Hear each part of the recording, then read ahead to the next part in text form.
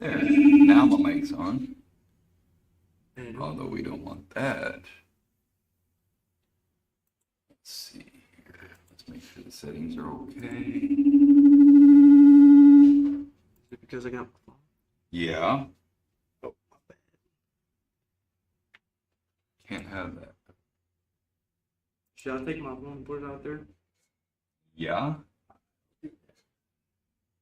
I mean, we're hearing you echo. Anyway. Give me 1 second here. Having a little technical difficulties we gotta work through. Guess I'll just turn that sound all the way down. Then you can hear me just fine. Alright, here we are. Make sure you're in the screen. There you go. Alrighty, I'm in the screen. If I can We'll get find you a way to there. get it anyway. Alright. Come a little closer. That's Yeah, probably what I'm it is. just about to do. Alright, Saturday night. The lights were bright and AEW Collision just threw a massive wrench into our expectations for the upcoming pay-per-view. We saw a Continental Crown defense that pushed both men to the limit, a women's division showcase that stole the mid-card, and a main event finish that has the entire internet talking this morning. Was it a masterpiece or a massive mistake? Let's break down everything that happened on last night's Collision. This is Beetlejuice, This is the White Star 99. and this is No Smoke Podcast, and we're here to bring the heat. So as you can see, we got some pictures of the crowd last night. This crowd was jumping. We kicked things off with a literal bang. The energy in the building was electric from the jump. The opening contest gave us exactly what we want from a Saturday night hard-hitting, fast-paced technical wrestling. I want to highlight the Continental Crown match specifically. The storytelling in the ring, the selling of the leg, the desperation near falls. It felt like a main event in the 8 p.m. slot. If you skip the first 20 minutes, go back and watch it. It's a masterclass in how to make a secondary title feel like the most important prize in the building. Okay, the mid card that we are talking about is the promos that really carried the weight. We had a sit-down interview that finally gave us some much-needed context for the grudge match coming up. For a while, this feud felt like a bit lukewarm, but after last night, I'm sold. The tension was palpable. We also saw, I think they're talking about MJF. Oh, Wait, MJF went on there. We also saw the trios division get some shine. It was chaotic, it was spot heavy, but it kept the crowd on their feet. My only gripe, the commercial break, filming, or timing really killed the momentum of that three-way dance, but we push on.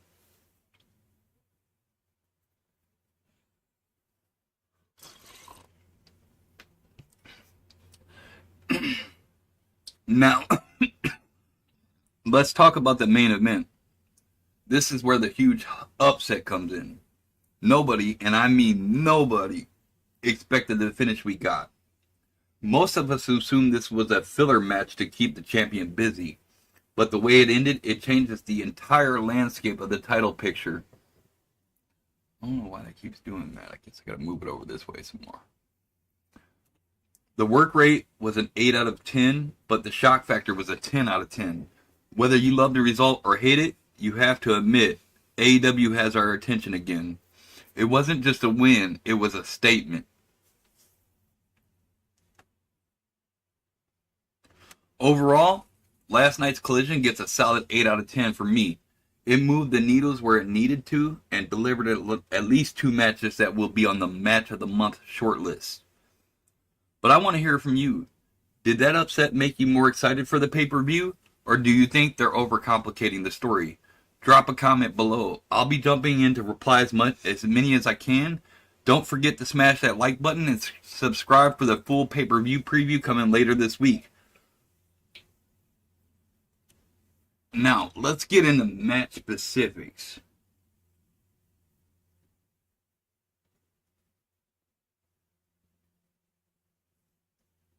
One second here. Just looking up what I want to talk about. What did you think about last night's Collision? It was alright. I mean,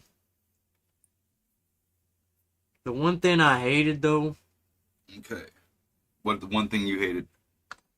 you know how they had that FTR match? Mm-hmm. I didn't like. At the end, they didn't have to beat the Young Bucks family up.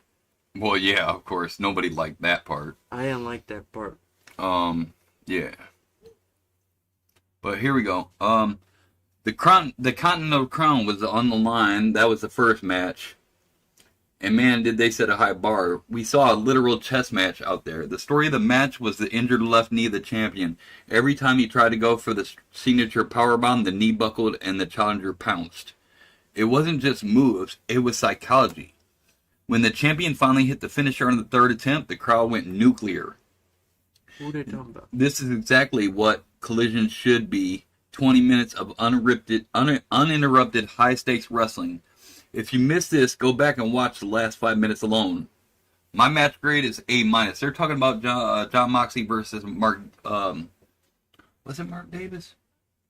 Or was it... I think so. Yeah. No, they were in a trios match.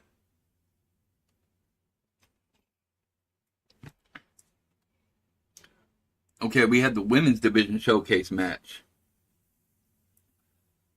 Midway through the night, we got a triple threat that honestly had no business being that good. We're seeing a real shift in the division right now. The speed was incredible, and they utilized the no disqualification aspect of the triple threat perfectly, using the ring steps as a launching pad. The finish saw a massive high crossbody off the top rope into a stacked pin. It was chaotic, it was blink and you miss it fast, and it kept the energy from sagging in the middle of the hour. They are clearly building for a title run. And after last night, the fans are 100% behind it. We're talking about Megan Bayne, I'm sure. Okay. And then the main event. Now the match everyone is texting me about, the main event. Going in, we all thought this was a tune-up match for the champions, but the challengers wrestled the match of their life.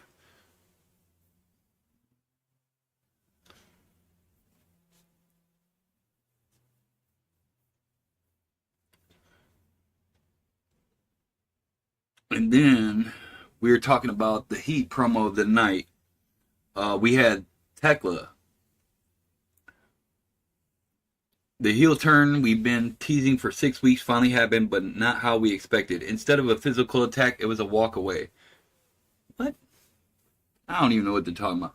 Tekla came down to the ring, and she was talking about Thunder Rosa and how she was the dumbest bitch alive.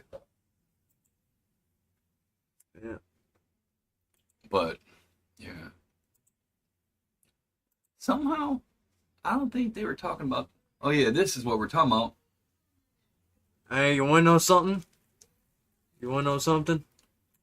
I never thought I'd see Hangman wear checkered pants before. Yeah, that's the match we had. We had a trios match. It was Hangman and it was Jet Set. I've never seen him wear checkered pants. It was Jet Set Rodeo versus you're talking the Demand. Like, And, did you see Hangman Adam Page's pants? yeah. They But- were checkered. I'm like, I've never seen him wear pants like that. Usually he's wearing all that. Well, you know, cowboy he was stuff. with Jet Set Rodeo. Yeah, that's I know. why. But yeah, that's where I was talking about where Jack Perry That was came the out. first time. That's where I'm talking about. At the end of the match, Jack Perry came out and cost the Demand the championships. There's something's going on between those two. Maybe they're setting up a match at Revolution. Yeah. Yep, that's what I would say. And then the Rascals, they upset FTR. But Since my thing was they had FTR come to the back, and they were sitting there, and they had that big cloud of smoke back there, and they're like, "Oh Devil's yeah, lettuce. the devil's lettuce, huh?" It does look like lettuce a little bit. Yeah. And then we had, and Young Bucks defeated the Swirl, which I didn't know the Swirl were with, what's his name? Blake Christian and I think Lee Johnson, whatever the Yeah, heck his but name is. they teamed up with, what's his name? Woo! Jay Lethal. Jay Lethal. Yeah, so Jay Lethal's in their corner now, and Let's he get said, lethal with Jay Lethal. he said they're ready to be the right now. They're not the future. Talking about the swirl, and then Why do they call him the swirl? Is it because because there's a black dude and a white dude, so they call it the chocolate and vanilla swirl. Yeah, that's got to be what that is. that's kind of racist to me. I mean, it's kind of weird too. It is, but they're playing on it, you know. Megan Bain defeated Becca. Oh yeah, and they had Tommaso Ciampa come out and said he wants his title back. He calls it his Sylvie. And then we had Konosuke Takeshita, Clone, and Mark Davis defeating the Death Riders, which was a pretty good match too. They definitely set up Takeshita at the end with Moxley. We had the Babes of Wrath and a message to Mega Bad. Thunder Rosa defeated Julia Hart, which was a very not eventful match. Oh, and let's talk about Gabe Kidd and Clark Connors interrupting the broadcast and talking about they're going to take out Darby Allin. We're getting a lot of matches at Revolution, I bet you. So I guess on Dynamite, Gabe Kidd is going to take on Orange Cassidy.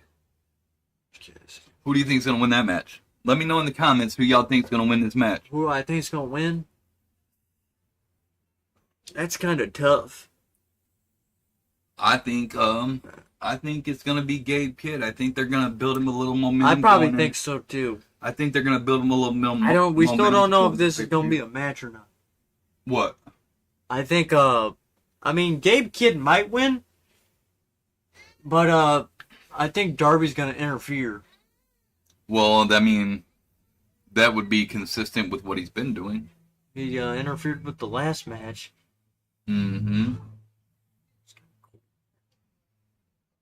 But yeah, that's what happened on AEW last night. So I would appreciate if you guys let me know in the comments what you think is coming up, what stories could be coming up. And then at the end, we have to mention the promo segment where Tekla came down. She was talking to Thunder Rosa, talking about, you're the baddest, or you're the best, but you're the dumbest girl alive. And then I think next week they're going to have a match with Tekla and Thunder Rosa on Dynamite. But other than that, we're out of here. Didn't Thunder Rosa lose the championship because she had an injury? No, she lost the championship way before she was injured. Because I thought that's what happened. But anyway, this pay-per-view that's coming up is going to be AEW Revolution. Like I said, join me for the full breakdown and preview. But this pay-per-view is officially a must-watch. So, thank you guys for being here. Beetlejuice. The White Star 99. This is No Smoke Podcast, and we are out of here.